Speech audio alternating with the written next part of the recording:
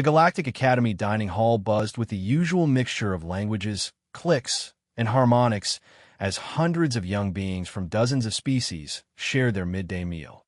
At the center of the vast space, the popular tables were occupied by the elite, Zephyrian royalty with their crystalline wings, Corvan nobles whose bioluminescent patterns displayed their family wealth, and Thraxian military offspring whose natural armor gleamed with precious metals. In the far corner, pressed against the reinforced viewing windows that looked out onto the Academy's artificial moon, sat Zixura, the small Kytherian girl hunched over an empty tray, her pale blue skin almost translucent from malnutrition, her large golden eyes fixed on the meal token she couldn't afford. Her species' recent defeat in the border wars had left most Kytherians classified as restricted persons, allowed to attend the Academy only as a gesture of galactic mercy, but with severely limited resources. "Look at the little war loser," laughed Prince Veltar, his Zephyrian voice carrying clearly across the dining hall. "Too poor to even buy nutrient paste. Maybe she should have thought about that before her people tried to claim mining rights in Zephyrian space." The surrounding tables erupted in cruel laughter.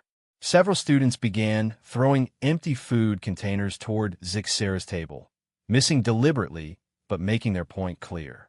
The Kytherian girl pressed herself smaller against the window, her natural camouflage ability making her skin shimmer as she tried to disappear entirely. Marcus Chun, a first-year human student from Earth's agricultural colonies, watched the scene unfold from 3 tables away. He'd been at the Academy for only 2 weeks, still trying to understand the complex social hierarchies that seemed to govern every interaction between species. What he understood perfectly, however, was the sight of someone going hungry while others threw away food. Standing up with his full tray, Marcus walked directly to Zixera's corner table. The dining hall gradually fell silent as students noticed the human's deliberate movement toward the outcast. "Hey," Marcus said softly, setting his tray down across from the startled Kytherian girl. "Mind if I eat with you? The view's better over here anyway." Zixera's golden eyes widened in shock. In the 2 months she'd been at the Academy, no one had voluntarily sat with her. Her translator unit struggled to process the human's casual friendliness.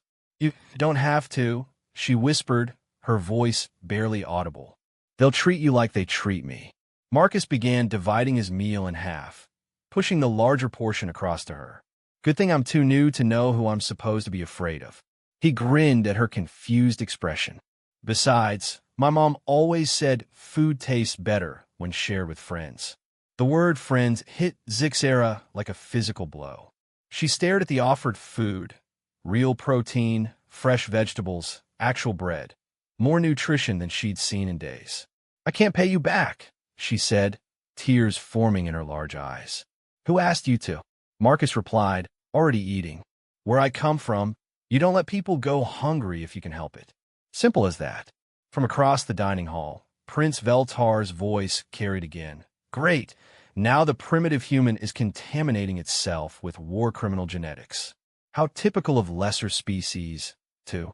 "Actually," Marcus interrupted, raising his voice so the entire hall could hear, "where I come from, we've got a saying. The measure of a civilization isn't how it treats its powerful, but how it treats its powerless." He gestured around the dining hall. "Looking around here, I'm starting to think Earth might be more advanced than we thought." Several students shifted uncomfortably in their seats. The humans had recently been accepted into the galactic community, and everyone knew their species was being watched carefully for signs of either promise or barbarism. "So, Zixura," Marcus continued, turning back to his table-mate, "tell me about Kytherian food. What do you miss most from home?" As the small alien girl began to speak hesitantly about her world's crystalline fruit gardens, something remarkable happened. A young Altarian student stood up with her tray and walked over. Then a Centaurian joined them. Within minutes, their corner table had become the most crowded spot in the dining hall. Prince Veltar found himself eating alone at his once popular table, his crystalline wings dimmed with confusion and growing isolation. Later, when asked by Academy officials about the incident, Marcus simply said she was hungry. "I had food, Everything else is just politics. The galactic community took note.